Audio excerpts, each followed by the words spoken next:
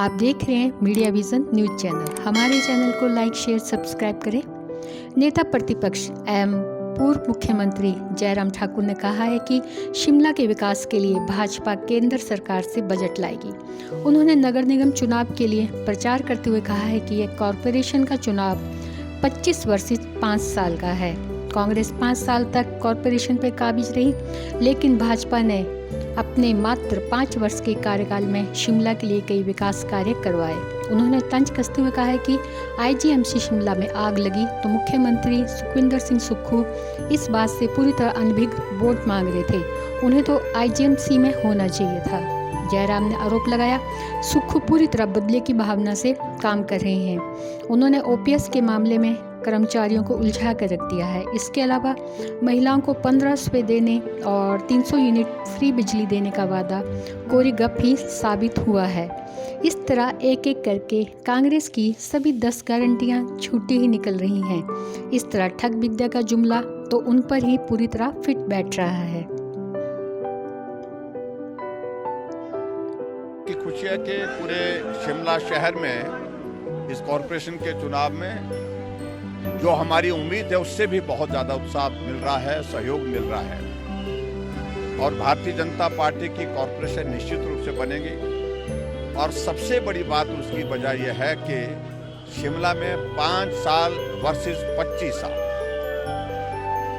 5 year versus 25 years, 25 साल कांग्रेस रही, 5 साल भाजपा रही और 5 साल में भाजपा ने सड़कें चौड़ी की, पार्किंग यहाँ पर बनाई, पैदल चलने के रास्ते यहाँ पर बने, लिफ्ट यहाँ पर बनी और उसके बाद एस्केलेटर यहाँ पर लगने की व्यवस्था शुरू हुई।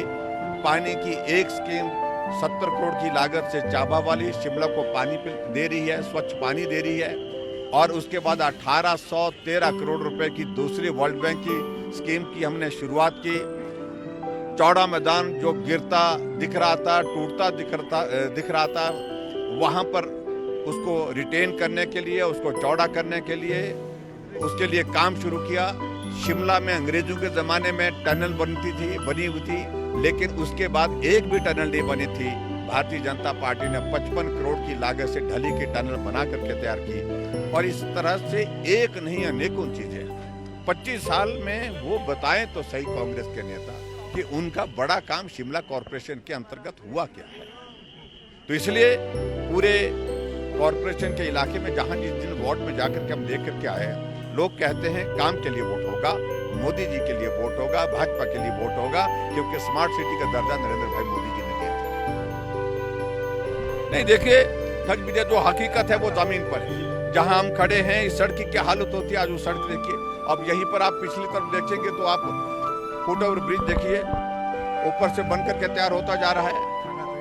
ठगा तो उन्होंने है, ये शब्द जो है सही मायने में उन पर फिट होता है जिन्होंने इस बात को कहा है। ठग विद्या का जिक्र इसलिए कर रहे हैं क्योंकि वो ठग क्या नहीं, हम तो यही कहते हैं कि सुक्खू जी पूरा अपना जो है पूरा जो इंतकाम जिसको बोलते हैं ना, बदला ले रहे हैं। जब वीरभद्र सिंह जी थे तो सुक्खू जी कहीं नहीं होते थे।